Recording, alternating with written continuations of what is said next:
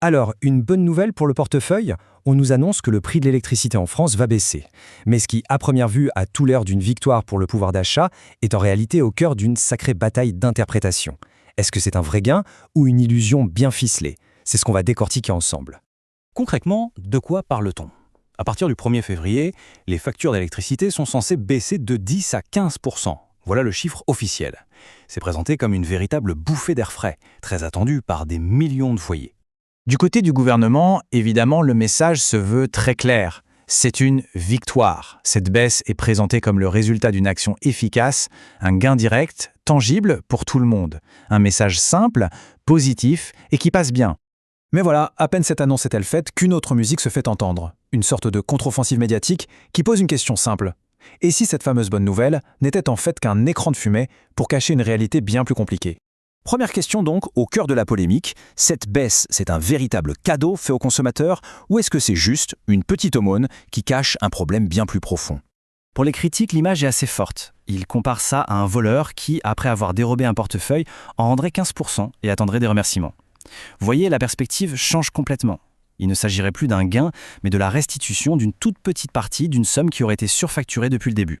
Bon, cette analogie pose une question essentielle. Si ce n'est pas un cadeau, où est le problème? Quelle est la source de tout ça? Pour le comprendre, il faut regarder la structure même du marché de l'énergie en Europe. Et là, on touche vraiment au cœur du réacteur.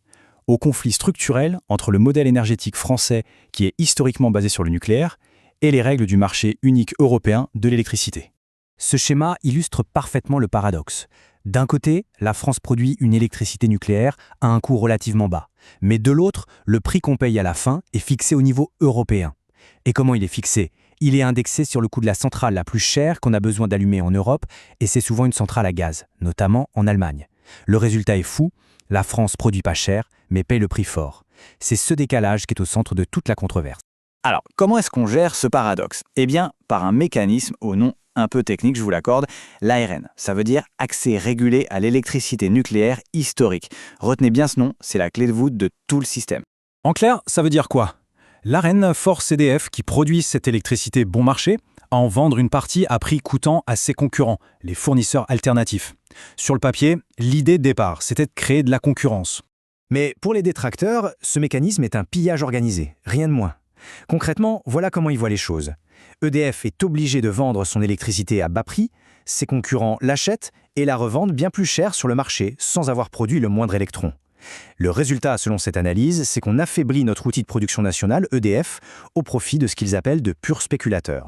Et tout ce débat sur l'ARN, en fait, ça soulève une question encore plus fondamentale. Au-delà de la technique, c'est l'idée même qu'il puisse y avoir un marché de la concurrence pour l'électricité qui est remise en cause.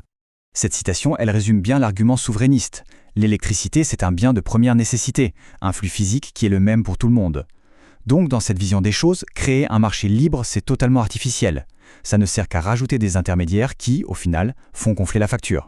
On a donc vraiment deux logiques qui s'affrontent. D'un côté, le gouvernement qui dit « écoutez, il y a des règles du jeu, elles sont complexes, mais la baisse s'applique à tout le monde, donc c'est juste ». Et de l'autre côté, les critiques qui répondent « mais le jeu lui-même est truqué, il faut changer les règles du tout au tout et revenir à un service public où le prix est basé sur les vrais coûts de production ». En conclusion, on voit bien que derrière cette simple annonce d'une baisse de 15%, ce sont deux visions radicalement différentes qui s'affrontent. Deux visions de ce que devrait être la souveraineté énergétique et le rôle de l'État.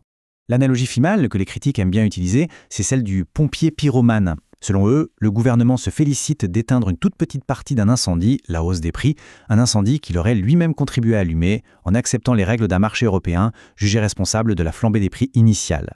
Ce tableau, il synthétise parfaitement le bras de fer. D'un côté, une vision qu'on pourrait qualifier de pragmatique, qui utilise les outils qui existent pour apporter un soulagement immédiat, et de l'autre, une vision de rupture, qui dit que le vrai gain de pouvoir d'achat ne viendra que d'un changement total de système et de la suppression de ces mêmes outils.